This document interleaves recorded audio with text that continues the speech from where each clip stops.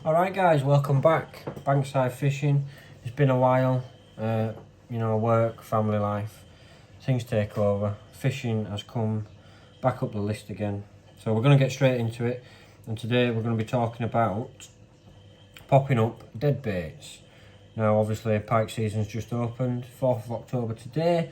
I've been on the river twice this season already, so twice in 4 days. I'm not doing bad. And I'm out again this Saturday morning and Sunday morning. So expect more videos. Anyway, on to what we're talking about. I just want to make sure this is in focus really quickly, which it is not. There we go. So, to pop up a dead bait, first of all I want to show you a rig. Sorry, okay. So we've got this here, okay. Now this is a pop-up rig. Obviously I've got a circle hook, but that doesn't matter. It's that's for a different video. Pop-up rig. Now this is permanent. You know, I cannot take this off if I want to switch to the bottom and fish on the bottom during my session. The only way I can do that with this rig is to change the rig basically, and well, I'd rather not do that. So the method I'll be showing you today is if I just get another trace. With these, all you do is before you put it into the dead bait, you pass it through the hook like so, and then you put the hook in the dead bait. Simple, effective. It's a brilliant rig. It's a brilliant idea. And again, like, you know, if you get later on in your session and you think, I want to be fishing on the bottom now, it's simple. You take the hook out of the dead bait, you pop that off, you put that to one side, and you're back fishing again. Now, they're very easy to make, and we're going to go through it now. So all we need is some crimps, obviously a couple of polyballs. These do come in different sizes. These are the larger ones, so for popping up things like your mackerels and things like that. Smaller ones, which we're going to be using today, we're going to be looking at sort of like your smelts and your small roaches and maybe your small trouts as well. Some float stops, more on that in a few minutes. One bead for every pop-up section that you want to make. Some sort of steel wire or, you know, trace wire. The only thing I will say, it needs to be fairly stiff.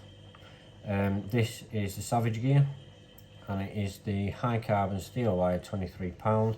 The only reason I'm using this is because I no longer use this to make my traces, because I've moved on to the Fox 49 strand. That's the only reason. It's sat in my tackle box not doing all, it's just a spare. Some wire cutters and obviously a crimping tool. So we'll get straight into it. We're going to cut off a section. Now we're going to cut off quite a long section for two reasons. First reason, I like to have enough to work with. Second reason, when you put these float stops onto the steel wire, it will kink the wire, so we need to cut that bit off after we've done it. But I'll show you more what I mean when we get there. So we're going to start by putting a crimp on. I'm just using single barrel, I'm not using double barrel crimps. So we're going to put the crimp on, followed up by a bead, like so, and then we're going to fold that tag end back and pass it back through the crimp again. Believe it or not, this is actually the third time of trying this video, simply because it's been so long since I've done a video. I keep bringing my hands off the camera and not even realising. So we're going to push that crimp up nice and tight to the bead, like this. We're going to crimp it. All you guys that watch Screaming Delkims will understand check twice and crimp once. He said it once in one of his videos and it's stuck with me ever since. So yeah, it's a good thing to remember. And then we're just going to cut the tag end off, like so. So what we've got so far is a bead that's been crimped on. Very simple. Next, polyballs. Now, quick word on polyballs. eBay sell lots of these. You can pick loads up, you know, a couple of quid or whatever, but they are polystyrene.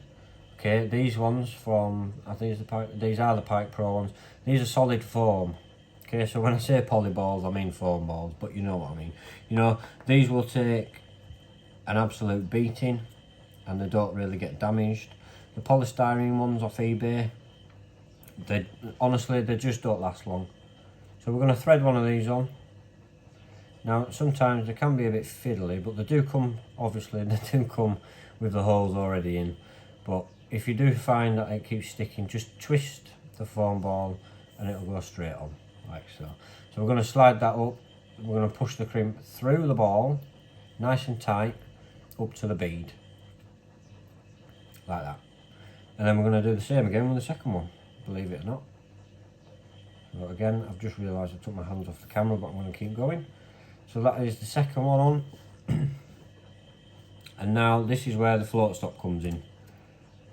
With these, I don't know if you noticed, there isn't actually a float stop on there, so that can happen. If this happens underwater, it's still going to work, it's still going to do its job, it's still going to pop your bait up. The float stop is basically there for the presentation wise, really. It just makes everything look much nicer, much neater sort of thing. So we're going to pop this float stop on. I'm praying that I don't have to do this video another time, because this is the third attempt.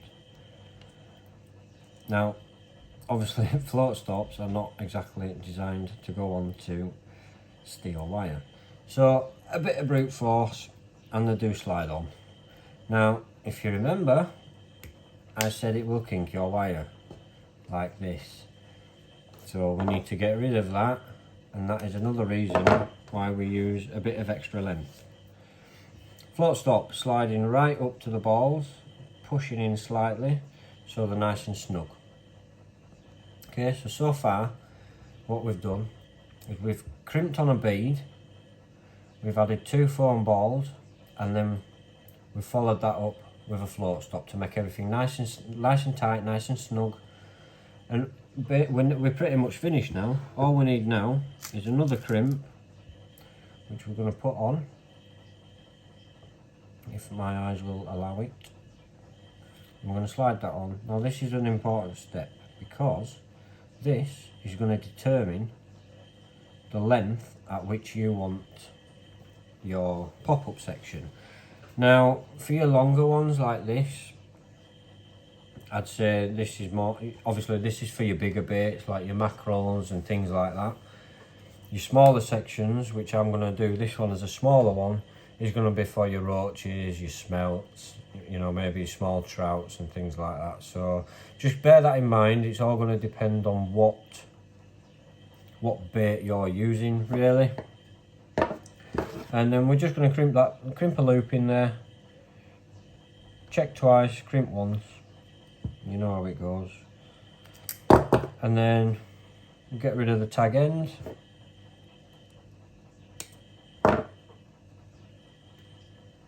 And there we go.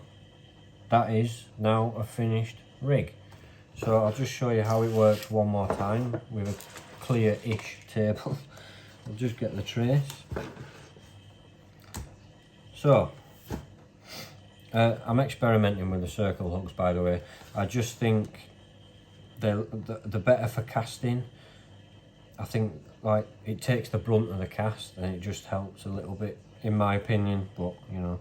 So all we do to make a pop-up rig is we hook that on like so, and then we hook it in the dead bait. Simple as that. You know, you can go around it if you wanted, around obviously the head of the bait would be on this side.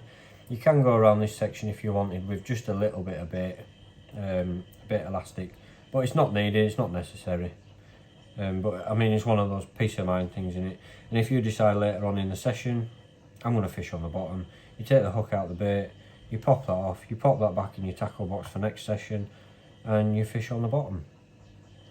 Very, very simple. It's super effective, and it makes life much easier. Like I say, with this, it's non-detachable is this, so this is a pop-up rig until I decide to disassemble it, take it apart and tie up somewhere else.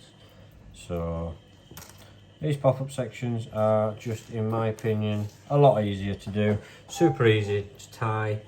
So yeah, thank you very much for watching, guys, and tight lines.